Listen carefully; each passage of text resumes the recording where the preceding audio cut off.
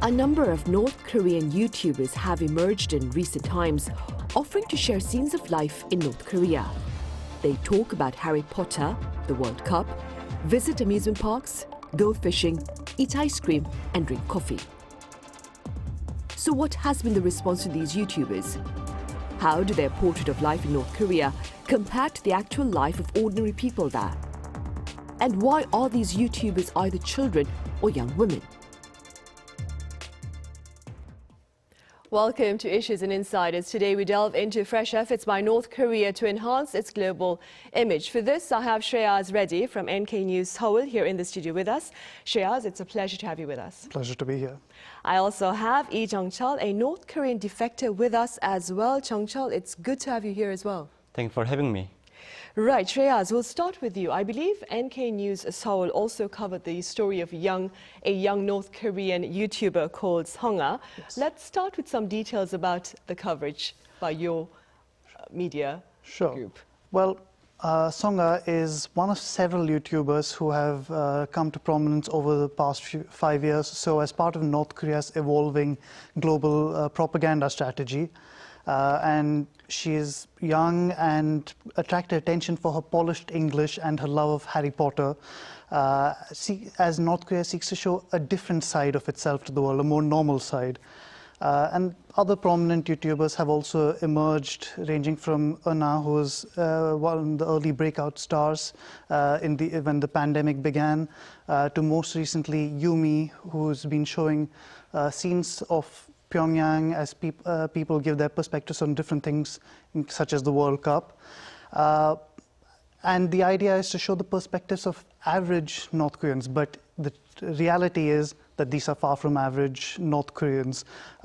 Most of them come from Pyongyang's elite families. Songa, for example, her father and grandfather were diplomats, and she seems to have spent part of her childhood in London.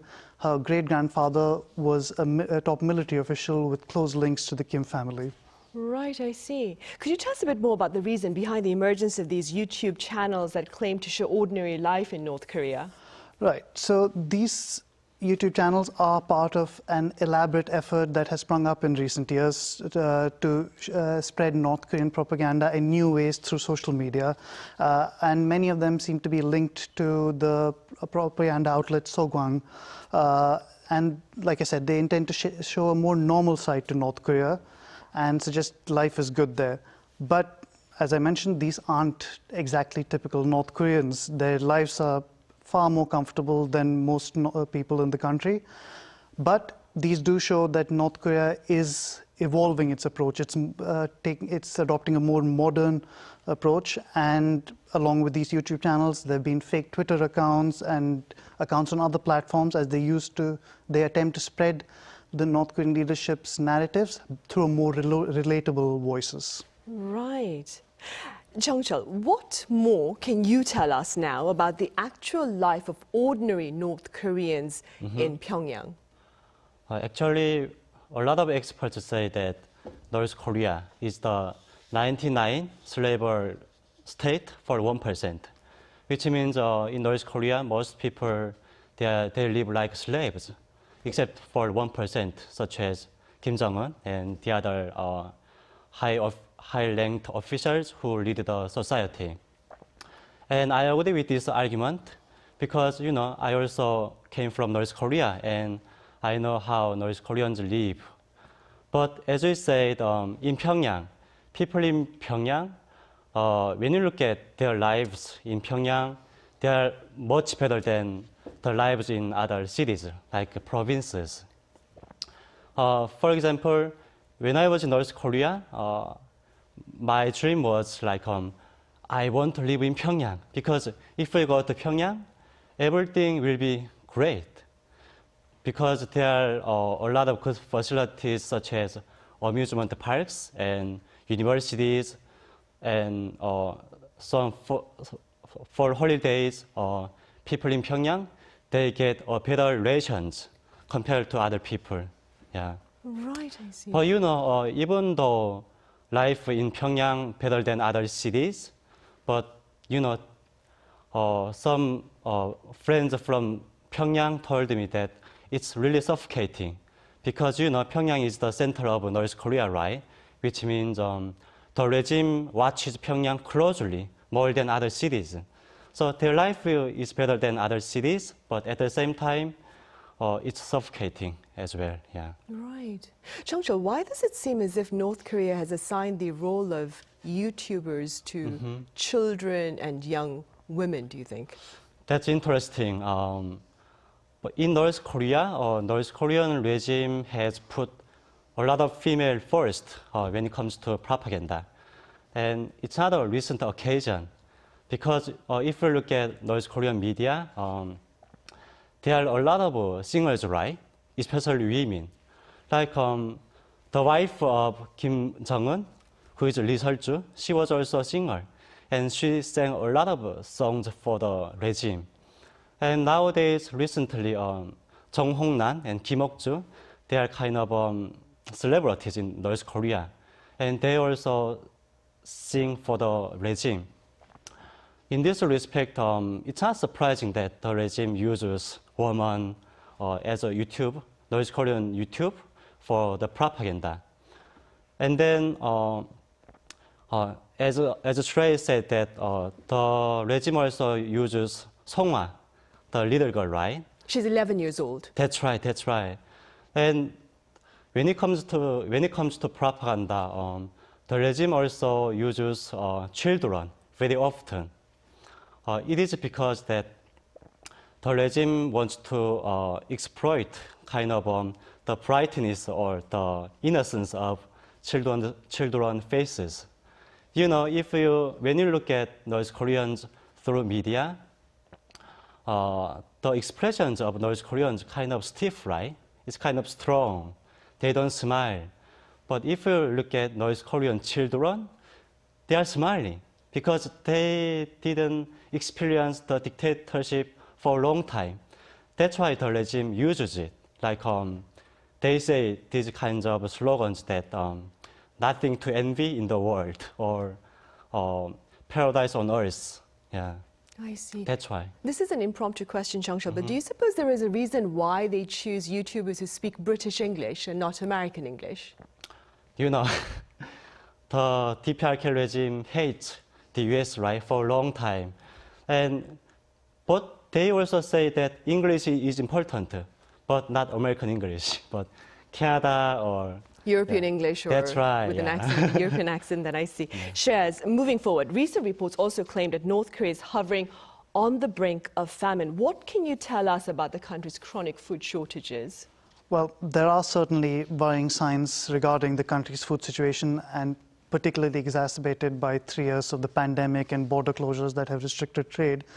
Even before that, the situation wasn't great, but now in particular, we've seen a lot of recent messaging, including from Kim Jong-un and state media, highlighting that the extent of the crisis, how severe it is.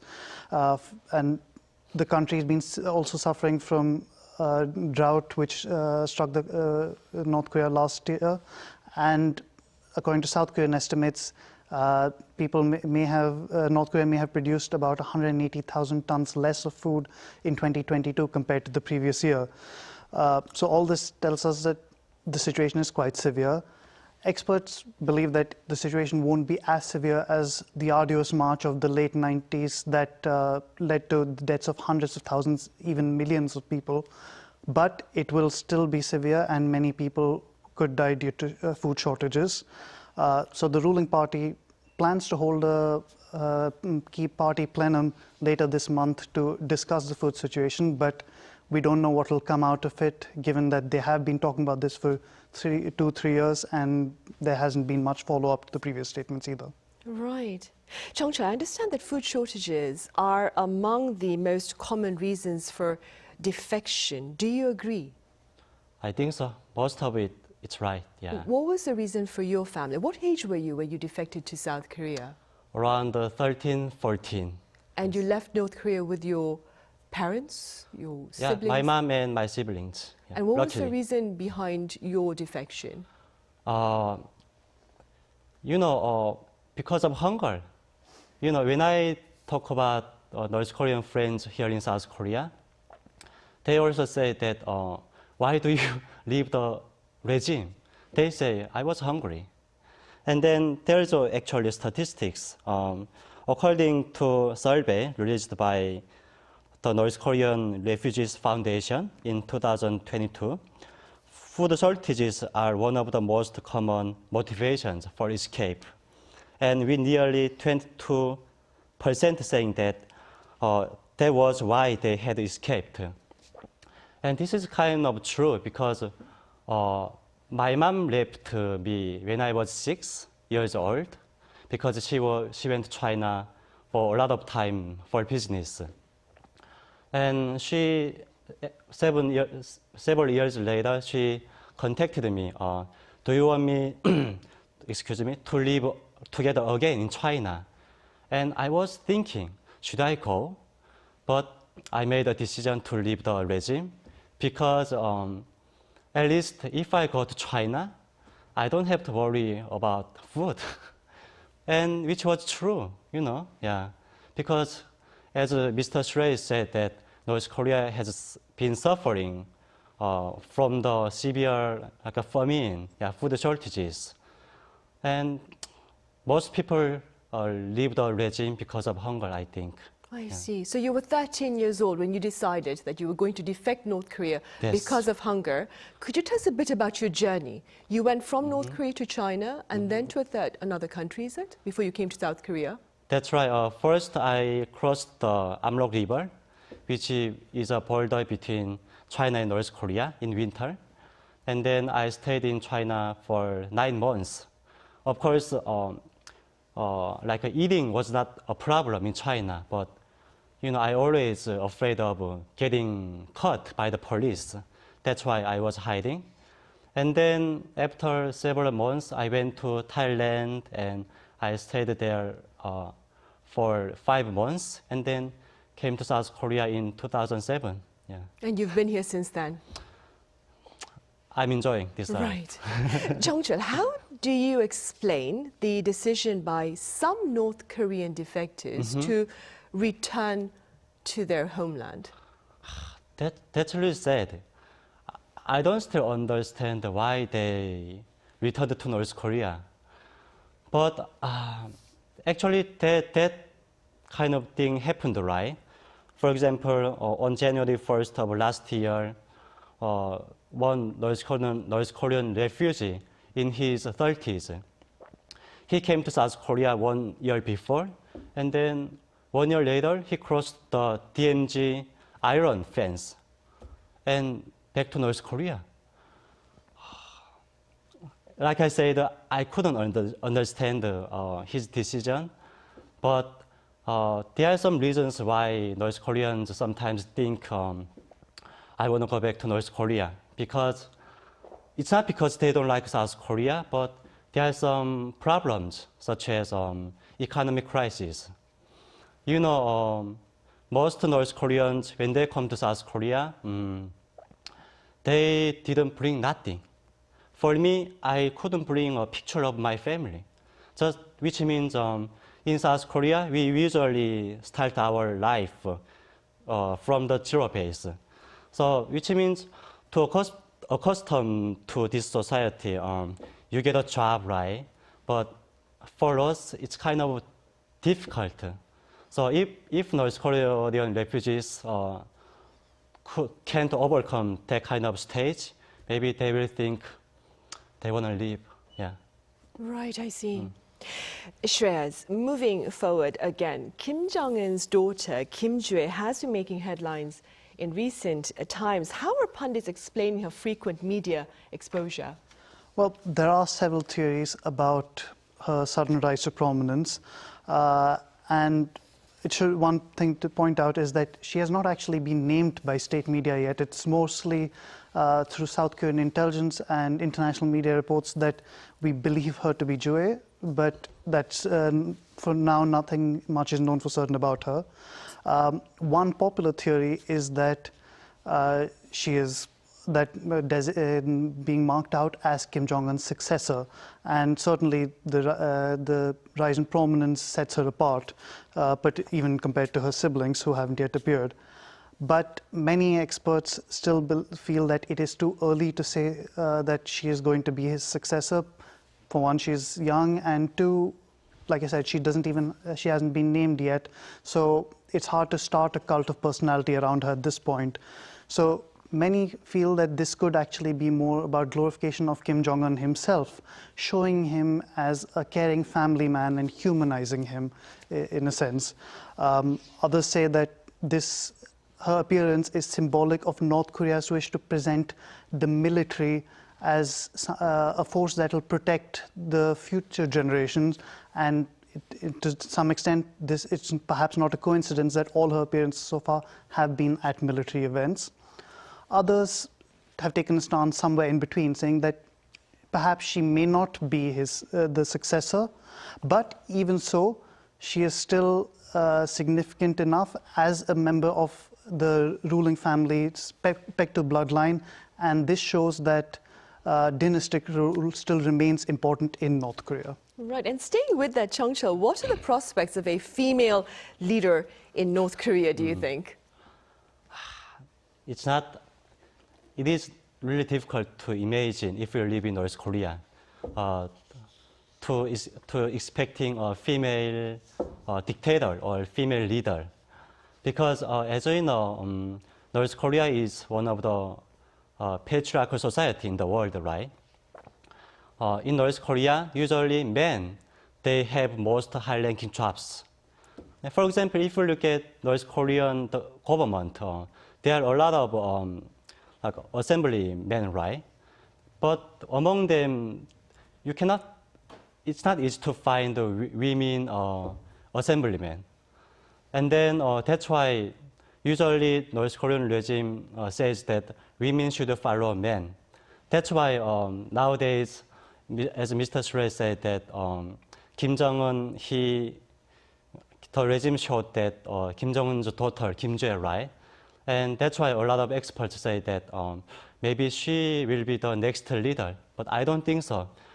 Even though the dictatorship decides Kim Jae as the next leader, I'm not sure the North Korean society tolerates that, because North Korean society is, like I said, most high patriarchal society, right? So I'm not sure they will accept a female leader in North Korea so far, but who knows? Right, who knows? Only time will tell. Yeah. Jeong-cheol, there's also been a bit of media coverage about North Korean women being asked to change their names should they also share the name Chue. Could you tell us a bit about this? That's right. According to RFA, they actually reported it. Now, currently, North Korean regime asks a lot of North Korean women whose name is Kim Jue, the same name of the Kim Jong-un's daughter, to change. I'm not sure the report accurate, but given what North Korean society is, it's kind of true. You know, for example, in North Korea, the regime doesn't allow North Koreans to use the leader's name, such as Kim Il-sung and Kim Jong-il. In early 1980s and in early 1990s, when Kim Jong-il appeared as the next leader, at that time, the North Korean society pushes North Koreans to change their names, like Kim Jong-il. Yeah. So if the regime really propagates Kim Jue as someone important, maybe they will ask the same thing, change the name. Yeah. Right, I see. Shreyas, North Korea last week had on display its largest ever ICBM parade. What looks to be the implications of this latest military parade, do you think? Well, one of the big headline grabbers at the parade was the introduction of a new ICBM, yet another new ICBM, which appears to be a solid fuel missile, unlike North Korea's previous missiles. And this development is in itself quite significant because it shows that North Korea's capabilities are evolving. But perhaps just as significant is the scale of the missile display at the parade, where there were at least 11 Hwasong-17 missiles, which is North Korea's largest missile that they tested last year, in addition to 5 of the new missile. And so by displaying so many long-range nuclear-capable missiles, North Korea is demonstrating the growing threat it poses to the US mainland, among other regions, as it could potentially overwhelm the United States' ground-based interception capabilities through sheer numbers. At the moment, experts say that what the US has would just about be enough to deal with 11 of these missiles, and North Korea has demonstrated that it has at least 11, possibly a lot more that can certainly hit the United States. Right, which is really frightening. Today, Shreyas, South Korea unveiled its most recent defense white paper, and it labeled North Korea, as expected, as the enemy, given its rampant pursuit of nuclear weapons and reckless testings of missiles. Based on that, and based also on your coverage of issues on the peninsula, do you see tensions between the two countries escalating in the future? Well, I think we have certainly seen over the past year tensions have risen sharply with strong rhetoric from both sides. As you mentioned, South Korea has categorized North Korea as the enemy, and North Korea has tested its largest number of missiles in a single calendar year in 2022. This is perhaps a little unsurprising after Yoon Suk-yeol's election, as North Korea is historically not all that fond of South Korea's conservative governments. And we have seen strong condemnation from North Korean propaganda of anything South Korea does, of anything the Yoon administration does. And on the other side, the Yoon government has also raised the rhetoric from its side, categorizing North Korea as an enemy. And after the recent drone incursions and other incidents, Yoon Suk-yeol called for stronger retaliation against any North Korean escalations. So as we see, this rhetoric has increased, and alongside that, we're also seeing an increase in joint military exercises with the US, which typically leads North Korea to respond with its own military escalations. And so we're likely to keep seeing that cycle for a while, despite President Yoon's outreach to North Korea through his audacious plan, as he put it. For the moment, it certainly seems like tensions will continue to rise. Right, unfortunately, of course. Jeong-cheol, we have like about a minute and a half left, which is why I'm going to go to this next question with regard to the food shortages we spoke about earlier. There are pundits who claim, Jeong-cheol, that Seoul needs to adopt perhaps a two-track policy in dealing with Pyongyang, meaning humanitarian assistance should be extended even if diplomatic initiatives remain deadlocked. What are your thoughts on this? My opinion is the same. Yeah. So I think humanitarian aid and political issues should be dealt with separately. I also worked as the radio producer in North Korean human rights sector, and we talked about North Korean human rights issues a lot of time with people. And some people say that humanitarian aids lead to the development of North Korean nuclear power. That's why they say that we shouldn't give the aid to North Korea. But I say that when you talk about humanitarian aid, you shouldn't talk about like political issues strongly, because you know, in North Korea, when I was in North Korea, I also got the humanitarian aids such as rice from South Korea and the United States, and the rice is actually distributed in the market in North Korea. And that's why I want to ask some people who don't agree with humanitarian aid, do you think it is okay for North Koreans to suffer from hunger until the regime changes? Doesn't it bother you?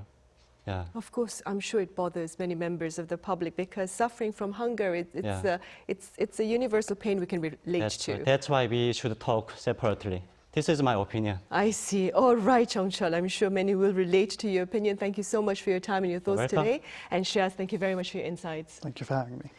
Right, well, that is all the time we have for this edition of Issues and Insiders. Tomorrow, that is Friday, we revisit the topic of travel here and beyond. Join us then.